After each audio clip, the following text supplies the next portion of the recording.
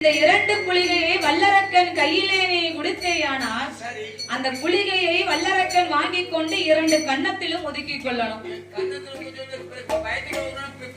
இரண்டு கன்னத்திலே ஒதுக்கிக் கொள்ளும் போது 3.25 நாளிகைக்குள் வல்லரக்கனுக்கு இருபக்கமும் ரெக்கை வந்து முளைக்கும்.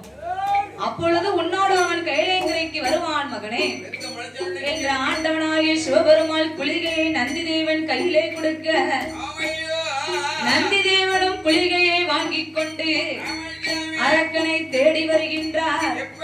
அரக்கனை தேடி வரும்போது அரக்கன் எங்க இருக்காம்னு தெரியல. ஏன் தெரியல? காட்டுக்குள்ள மட்டுமா இருக்கான், கரையான் புற்றுக்குள்ள இருக்கான். அந்த உடம்பெல்லாம் மரம் செடி கொடியா முளைச்சிருக்கு பாருங்க. அதனால நந்தி தேவனுக்கு அரக்கன் எங்க இருக்காம்னே தெரியல. அரக்கனை காணாமல் நந்தி தேவனானவர் ஆண்டவனிடத்தில் குளிகையை வாங்கிக் கொண்டு அரக்கனை தேடி எப்படி வருகின்றார்? இன்னமும் காணலையே அரக்கனை, இன்னமும் காணலையே.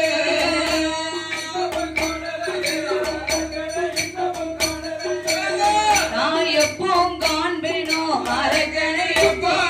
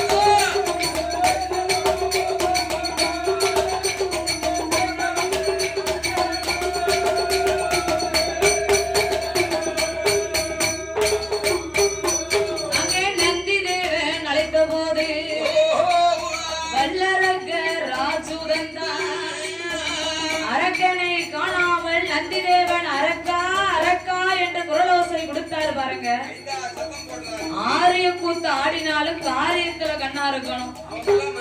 அவங்கதான் கெட்டிக்காரங்க.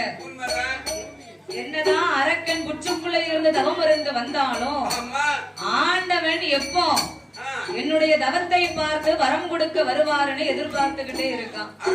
மாடு தப்புனா செடியெல்லாம் கண்ணு பாருங்க, தப்புனா செடியெல்லாம் கண்ணு. இலை அசைத இடத்துல எல்லாம் அங்க நிக்குமா இங்க நிக்குமான்னு பாப்பாங்க. தூண்டில்காரர்களுக்கு மிதப்புல கண்ணு. கண்ணுல மிதப்பு இல்லனே, மிதப்புல கண்ணுனா தூண்டில போட்டு தண்ணி மிதந்து வரும்போது எப்ப தூண்டில மீன் சிக்கும்னு பாத்துக்கிட்டே. தூண்டிய போடல மிதப்பங்க இருக்கும். பார்வை கண்ணு நெத்தியில இருக்கு, பார்வை மிதப்புல இருக்கணும். அதத்தானே நானும் சொன்னேன், தூண்டில்காரர்களுக்கு மிதப்புல கண்ணுன்னு. அதானே இருக்கும் இருக்கும். கண்ணுல மிதப்புல, பார்வை மிதப்புல இருக்கணும். கண்ணு நெத்தியில இருக்கும், பார்வை மிதப்புல இருக்கணும். அவர் தமிழ்ல சொல்லுதாரு, நான் இங்கிலீஷ்ல சொல்லுதேன். ஆமா அதானே எனக்கே வா. கண்ணு கொஞ்சம் மாலை கண்ணா இருக்கும். அதே போன்று ஆரியக்கூத்து ஆடினாலும் காரியத்துல கண்ணா இருக்கணும் பாருங்க. நந்தி தேவன் அரக்கா அரக்கான்னு குரல் ஓசை கொடுத்த உடனே பார்த்தான் அரக்கன், ஆண்டவன் தான் எனக்கு வரம் கொடுக்க வந்து விட்டாரோ, நம்மள அரக்கா அரக்கான்னு அழகா கூப்பிடுதாரு என்ற அசுரனாகப்பட்ட வல்லரக்கராட்சுதனானவன் ஆண்டவன் தான் நமக்கு வரம் கொடுக்க வந்து விட்டாரோ என்று எண்ணி அவன் எப்படி வருகின்றான் தெரியுமா? அங்கே அசுரனான வல்லரக்க உச்சை விட்டு கீழிறங்கி ஓடோடி வாரானே. ஓடோடி வந்த போது உச்சை விட்டு கீழிறங்கி ஓடோடி வந்து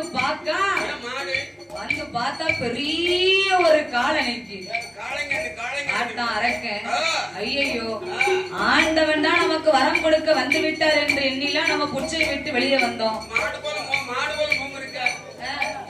ஆனா இங்க வந்து பார்த்தா பெரிய ஒரு காளை வந்து நிக்க. இந்த காளைய பார்த்தா சாதாரண காளை மாதிரி தெரியல. கொம்பு 2 தங்கமா மின்னுது, கால் குழம்பு 8 வெள்ளியா சொலிக்கி, நெத்தி சுட்டி வெடி வாழ அம்சமா இருக்கு இந்த காளை. அது மட்டுமா, பூலோகத்து காளையா இருந்தா வாய் பேசுமாயா? ஆனா இந்த காளை அரக்கா அரக்கான்னு நம்ம பேரை சொல்லி அழகா கூப்பிடுது. அப்ப இது பூலோகத்து காளையா இருக்காது, இது தெய்வலோகத்து காளையா தான் இருக்க வேண்டும் என்று இந்த காளை யாரு எங்கிருந்து வந்ததே தெரியவில்லை என்று யாரடவா காளை கண்டு எவரடவா இங்கு வந்த மாடு போல வந்தது மணித்தவத்தை கலைத்ததோ, காளை போல வந்த கடுந்தவத்தை எந்த அவத்தை கலைத்ததா எந்த அவத்தை உன்னை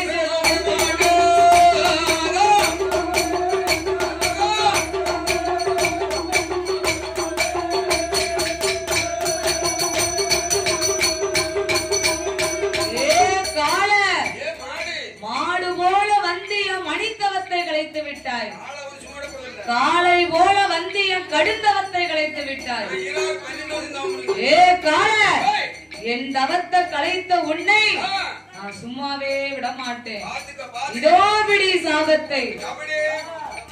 ஏ அரக்கா, சச்சு பொறப்பா, நீயோ ஆண்டவனை எண்ணி 12 வருட காலம் தவம் இருந்து வந்திருக்க. நீ சாபம் கொடுத்தையானால் எனக்கு பழிக்கும் மகனே. உன் தவத்தை கலைக்க நான் இங்கு வரவில்லை, உனக்கு வரம் கொடுப்பதற்காக, உன்னை அழைப்பதற்காக ஆண்டவன் என்னை இங்கு அனுப்பி வைத்தாரப்பா. ஆண்டவன் அனுப்பி வைத்தாரா? அப்படின்னா முதல்ல நீங்க யாரு? அரக்கா, நான் யாரு தெரியுமா? நான் தான் கைலாசத்தில் இருக்கக்கூடிய ஏவல் பிள்ளை.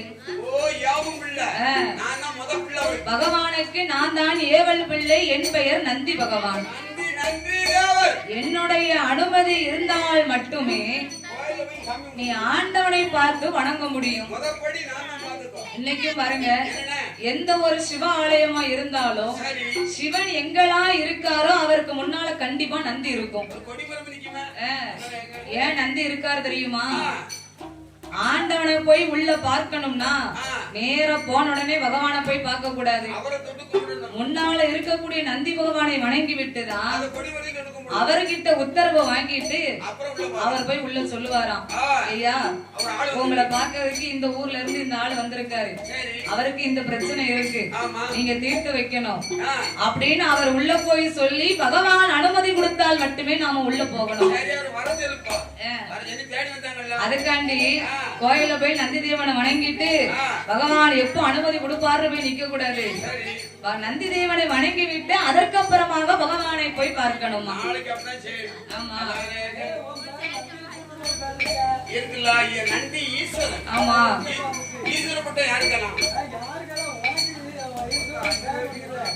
யாருக்கு அண்ணன்